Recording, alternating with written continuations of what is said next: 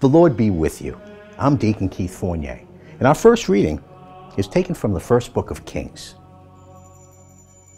There, Elijah went into a cave and spent the entire night there. Then the word of Yahweh came to him, saying, "What are you doing here, Elijah?" Then he was told, "Go out and stand on the mountain before Yahweh." For at that moment, Yahweh was going by. A mighty hurricane split the mountains and shattered the rocks before Yahweh. But Yahweh was not in the hurricane. And after the hurricane, an earthquake. But Yahweh was not in the earthquake. And after the earthquake, fire. But Yahweh was not in the fire. And after the fire, a light, murmuring sound. And when Elijah heard this, he covered his face with his cloak and went out and stood at the entrance of the cave. Then a voice came to him which said, "What are you doing here, Elijah?"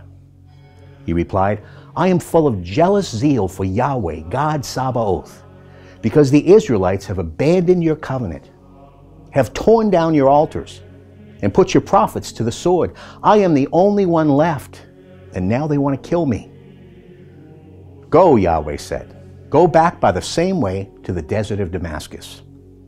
You must go and anoint Hazael as king of Aram. You must anoint Jehu, son of Nimshi, as king of Israel, and anoint Elisha, son of Shaphat, of Abel-Maholah, as prophet to succeed you." And our response comes from Psalm 27.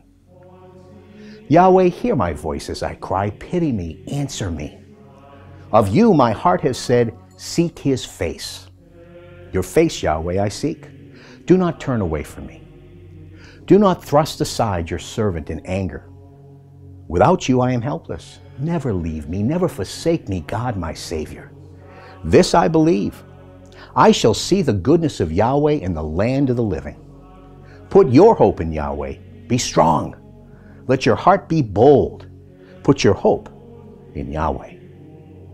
And a reading from the Holy Gospel according to St. Matthew. Jesus said, "You have heard how it was said, 'You shall not commit adultery.' But I say this to you, if a man looks at a woman lustfully, he's already committed adultery with her in his heart. If your right eye should be your downfall, tear it out and throw it away. For it will do you less harm to lose one part of yourself than to have your whole body thrown into hell.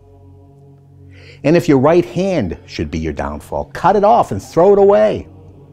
For it will do you less harm to lose one part of yourself than to have your whole body go to hell. It has also been said, anyone who divorces his wife must give her a writ of dismissal. But I say this to you, everyone who divorces his wife, except for the case of an illicit marriage, makes her an adulteress. And anyone who marries a divorced woman commits adultery." The Gospel of the Lord.